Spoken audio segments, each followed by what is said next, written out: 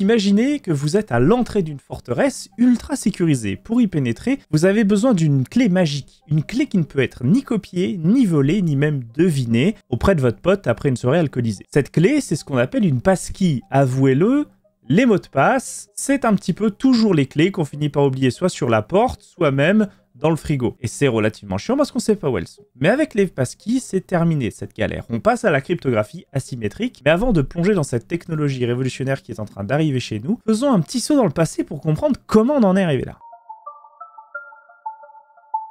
Déjà, qu'est-ce qu'une passkey? Alors, une passkey, imaginez la clé la plus sécurisée du monde qui ne peut ressembler en rien à ce bon vieux mot de passe que vous avez probablement déjà oublié. Cette clé est une innovation qui pourrait bien sauver nos mémoires surchargées de combinaisons de lettres, de chiffres et de symboles incompréhensibles. Mais saisir son importance, il faut d'abord comprendre d'où vient l'idée des mots de passe. Le premier mot de passe, il faut retourner en 1961 au MIT, là où tout a commencé. Les chercheurs y ont inventé le tout premier système de mots de passe pour un ordinateur. À l'époque, c'était révolutionnaire. Une simple chaîne de caractères pour protéger l'accès des informations. C'était un peu comme mettre un cadenas à 3 chiffres sur une boîte à bijoux en carton. Pratique, mais pas exactement impénétrable, puisqu'avec un briquet, en soi, le carton y explose. D'ailleurs, fun fact, ce premier mot de passe était stocké en clair, visible par tout le monde. Pas l'idée du siècle, vous me l'accordez, mais il faut bien commencer quelque part. Et cette idée, de base, a posé les fondations de la sécurité numérique moderne. Qui aurait cru qu'un simple chaîne de caractères deviendrait un tel casse-tête pour la cybersécurité? D'ailleurs, si vous avez des anecdotes sur vos déboires avec les mots de passe, partagez-les en commentaire. On adore le popcorn, et en plus de ça, ça aide pour le référencement. Au fil du temps, les mots de passe en clair sont devenus une vraie blague dans le monde de la sécurité informatique. Pour y remédier, les chercheurs ont développé des techniques comme le hashing. En gros, c'est comme passer votre mot de passe dans un mixeur cryptographique, il en ressort une purée de bits incompréhensibles. Par exemple, le mot de passe faucheur pourrait devenir 5F4DCC3B5A 7 6 5B6 1B8 3 2 7 BED8 8 2 CF99. appétissant, non? Mais les hackers ont toujours été à l'affût et ont toujours trouvé des moyens de contourner avec des attaques de dictionnaires. Imaginez un hacker feuilleter un dictionnaire géant pour trouver la correspondance exacte. Pour compliquer la tâche, les experts ont ajouté une pincée de salting. Ajouter du gros sel, techniquement. Une technique où on ajoute une chaîne aléatoire au mot de passe avant de le hasher. Résultat, même si votre mot de passe est le même que votre voisin, il sera unique. Ensuite, l'authentification à 2 facteurs a fait son entrée. L'idée, ajouter une couche de sécurité supplémentaire en vous demandant un code temporaire. Un peu comme un jeu de rapidité pour sécuriser vos comptes, sauf que là, perdre signifie bien plus qu'un game over. Une barrière physique, c'est là que la Universal Two Factor entre en jeu, une technologie développée par la FIDO Alliance en 2014. Cette fois-ci, on parle d'une clé physique, souvent une clé USB, comme la célèbre YubiKey. Dites bonjour à votre nouveau trousseau de clés, mais version numérique. Même si un pirate connaît votre mot de passe, il est coincé par votre clé physique. C'est un peu comme donner l'adresse de votre forteresse à quelqu'un, mais garder le pont-levis fermé, il attendra dehors, tout simplement. Et mieux encore, cette clé ne stocke pas votre mot de passe, elle génère une réponse cryptographique unique à chaque connexion. En gros, c'est comme une poignée de main secrète entre vous et votre site internet préféré.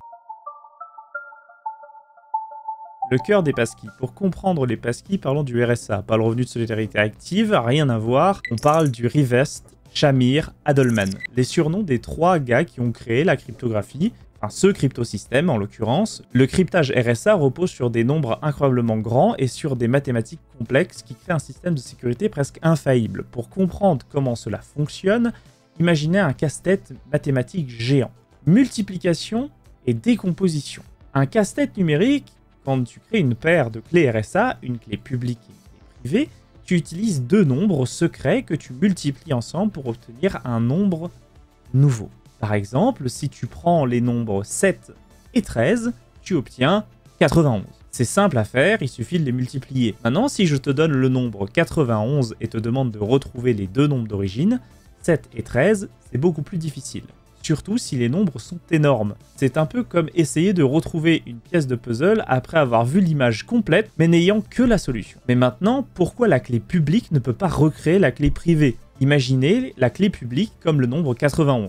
Tout le monde peut l'avoir, mais il est très difficile de deviner les 2 nombres qui ont été multipliés pour l'obtenir. C'est pourquoi, même si quelqu'un a la clé publique, il ne peut pas le retrouver facilement la clé privée. La clé privée, c'est les deux nombres originaux, 7 et 13, dans l'exemple précédent. Ils sont gardés secrètement parce que si quelqu'un connaît 91, il ne pourra pas facilement retrouver ces deux nombres, ce qui rend le cryptage RSA si sécurisé. Prenons un exemple pour comprendre l'écart entre la sécurité d'un mot de passe classique et celle d'une clé RSA. Prenons un mot de passe de 10 caractères. Un mot de passe composé de 10 lettres, en minuscules, 26 lettres de l'alphabet, puissance 10, qui fait en nombre de combinaisons possibles environ 141 167 milliards de combinaisons. Avec un ordinateur essayant 1 milliard de combinaisons par seconde, il pourrait être craqué environ en 39 heures, ce qui est très rapide. Passons maintenant à une clé RSA de 2048 bits. En comparaison, cette clé RSA a un nombre de combinaisons astronomiquement grand, à l'ordre de 2 puissance 2048. 2048 étant la taille de votre clé RSA. À savoir que maintenant les standards sont de 4096, donc 2 fois plus sécurisés. Même avec tous les super ordinateurs actuellement, il faudrait des millions d'années pour brute forcer cette perspective astronomique, la sécurité inébranlable du RSA. Pour te donner une idée de l'ampleur de ce chiffre, le nombre 2 puissance 2048 a 617 chiffres. Combien ? Comparons cela à l'univers observable, il y a environ 10 puissance 80 atomes dans l'univers. Si chaque atome pouvait tester une combinaison par milliseconde, il faudrait environ ce chiffre, 1,025 fois 10 puissance 526 années pour tester toutes les combinaisons possibles. Pour mettre cela en perspective, l'univers n'a que 13,8 milliards d'années, ce qui signifie qu'il faudrait 7,43 fois 10 puissance 506 fois l'âge de l'univers pour brute forcer une clé RSA 2048. La clé publique est partagée avec le site web lors de la création de votre compte, tout le monde peut la voir, mais elle ne peut pas être utilisée pour accéder à vos comptes sans la clé privée. La clé privée, c'est la pièce maîtresse du système, elle reste uniquement sur votre appareil et ne quitte jamais pour sa sécurité. C'est la seule clé qui peut déverrouiller ce que la clé publique a verrouillé. Supposons que vous voulez maintenant vous connecter à ce site, voyons comment ça fonctionne. Le message du site, le site vous envoie un message verrouillé, utilisons le nombre 91, la clé publique. C'est comme si le site vous envoyait une boîte fermée avec ce cadenas particulier. Votre appareil utilise les deux nombres secrets, 7 et 13, pour ouvrir cette boîte. Vous seul pouvez le faire car vous êtes le seul à posséder ces nombres secrets. Vous renvoyez la réponse directement au site en utilisant votre clé privée. Le site, connaissant le nombre 91, peut vérifier que la réponse vienne bien de vous. Si tout correspond, vous êtes autorisé à accéder à votre compte. Imaginez un cadenas et sa clé,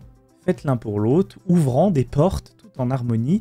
C'est un peu comme la façon dont vous et mon Patreon s'accordaient pour débloquer des contenus exclusifs et soutenir la production. Un grand merci pour votre soutien, le lien est dans la description. Les passkeys sont si sécurisés que les géants comme Apple, Google, Microsoft poussent à leur adoption massive. Pourquoi ? Parce que ces petites merveilles éliminent non seulement les risques liés aux mots de passe, mais aussi liés au phishing, au brute force et à toutes ces technologies de hackers qui nous poussent à des maux de tête constants. Ça sent bon la tranquillité d'esprit, un bon Doliprane.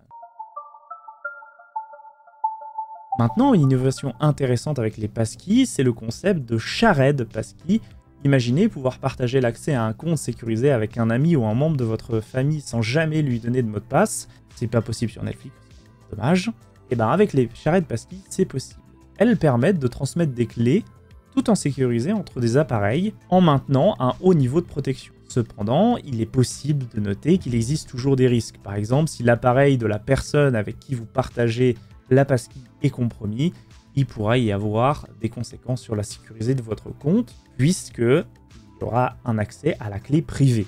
C'est un peu comme partager un coffre-fort. Même si vous ne le donnez pas le code, la sécurité du coffre dépend de la fiabilité des personnes avec qui vous le partagez. Par contre, vous pouvez partager cette vidéo en donnant le lien sans problème. Évidemment, rien n'est parfait. Les passkeys sont incroyablement sécurisés, mais elles dépendent entièrement de l'appareil qui stocke la clé privée. Perdre cet appareil et vous pourrez bien perdre l'accès à tous vos comptes. C'est un peu comme perdre la clé de la maison, sauf que cette fois-ci, c'est la maison entière qui disparaît. Heureusement, il existe des systèmes de récupération, mieux vaut être préparé. Au final, votre passkey vous permet d'ouvrir votre forteresse avec une télécommande de voiture bien protégée dans votre poche. Et si tout cela vous intéresse, je vous invite à découvrir la première vidéo de cette chaîne sur le fonctionnement de YouTube.